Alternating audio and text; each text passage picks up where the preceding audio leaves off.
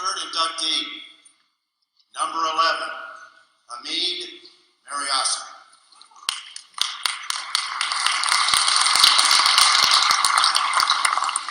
So all say it together. Mehreioskouei. Very good. For his national accomplishments, he will have a picture in the Berkland Family Hall of Pride. Bradley Soccer, 1999 to 2002.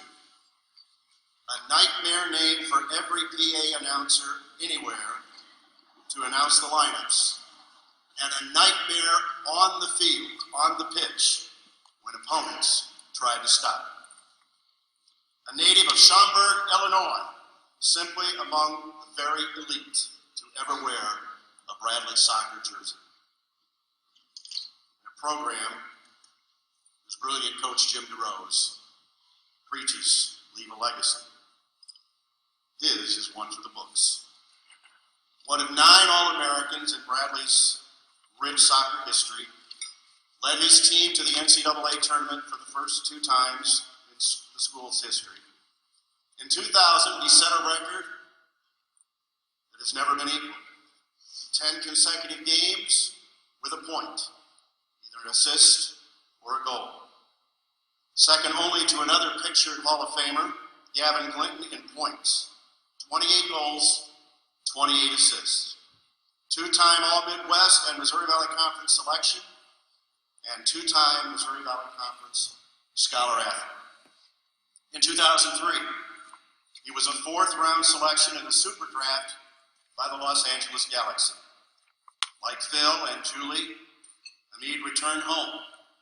He is now a successful head soccer coach, getting his master's degree in history, and now is the head coach of the Saxons of Schaumburg High School, where it all started for him. And they have a pair of 3A sectional championships. You can forever remember his soccer career when you see his picture in the Hall of Fame. And his daughters, who are enjoying their lunch, really don't know what this is all about, but one day they'll visit and they'll say, "That's my dad. He was tremendous." Welcome to the Hall of Fame, Hamid. Please welcome Hamid Mehreioskouei.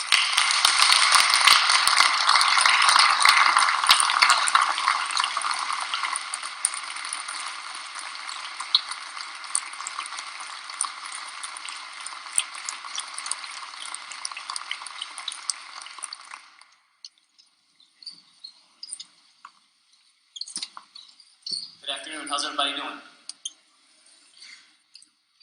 I want to begin by congratulating the other inductees. I'm sure that we are all aware that our induction would not be possible without the entire Bradley University family and the school administration. Being inducted into the Hall of Fame is truly humbling and an honor I share with many others. The support that is given to all the athletes here at Bradley is second to none.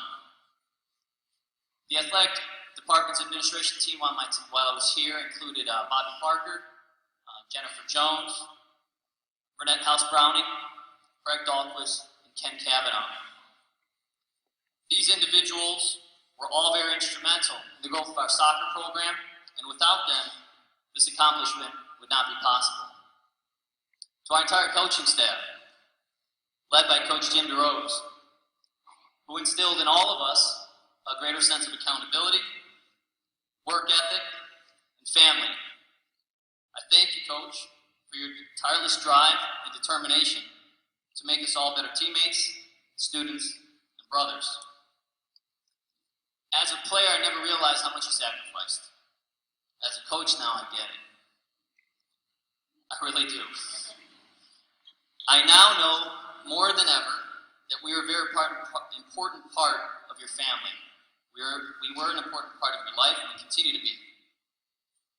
The thing I've really learned is that long after training sessions are over and games are complete, you're probably the one that carried our failures on your back when we were so quick to move on.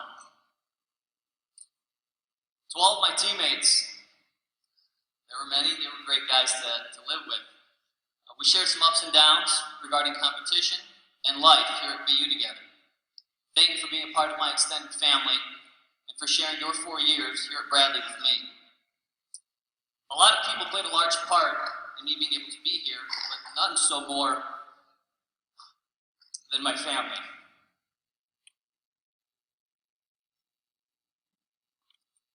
Being a father myself, I realize that this honor is as much recognition for my parents as it is me. I've never really been afforded the opportunity to speak about anyone or anything like at such a stage, so I felt that this induction ceremony would be the best place to do so. So I'm going to tell you a little story. My mom and dad immigrated to the States in the 70s, late 70s, with my older brother. Like so many other immigrants, they were coming here so my dad could get a better education. As a result of war, conflict, they decided it was probably best to stay and make Chicago their home. They wanted to create a better life for their boys. While going to school, my dad worked at a restaurant.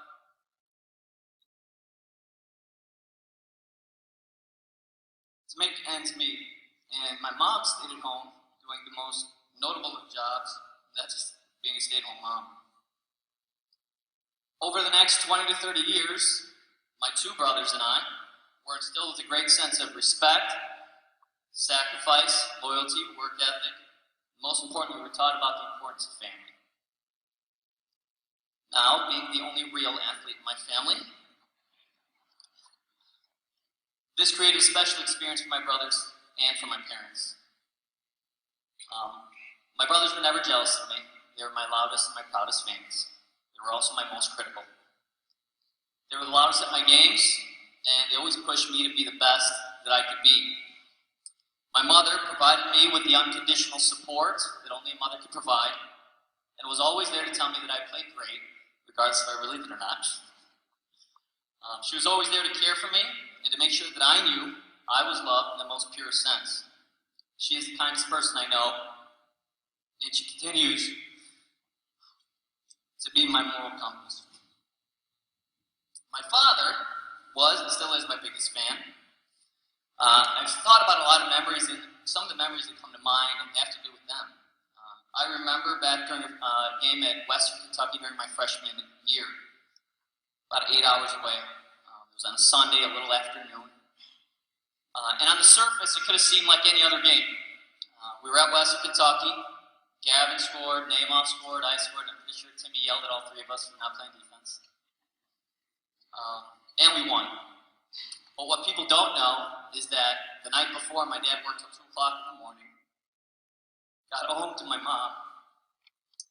We had a meal ready for him, the car packed, ready to drive all the way from Chicago to Western Kentucky to watch me play a game for an hour and a half.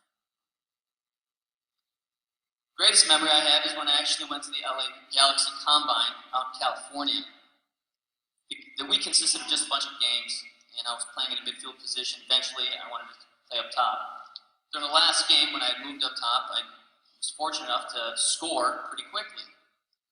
Kind of proud of myself. I turn around, and there are no fans. The stadium is completely empty, except for one person, my dad. I've been the head coach at Schaumburg High School for 12 years. And still there's one person who sits in an empty press box behind my bench. When the games are over, the stadium empties out, and the lights are off, there's one person that walks into my car, and that's my dad.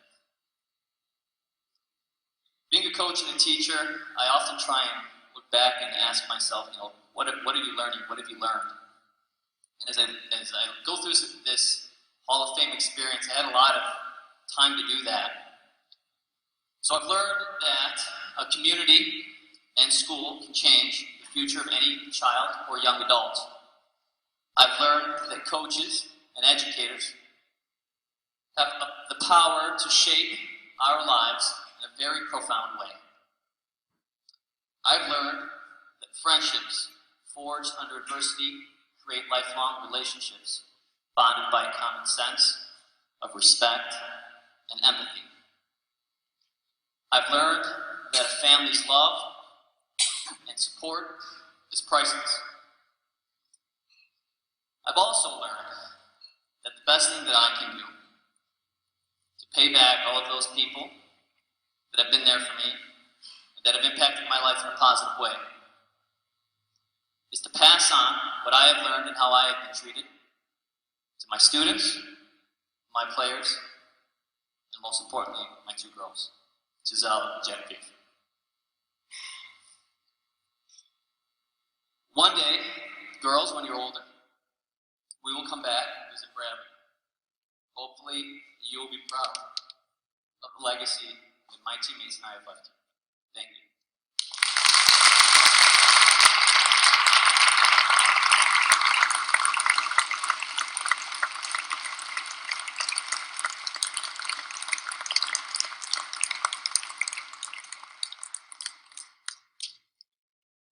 You can tell he played for DeRose, can't you?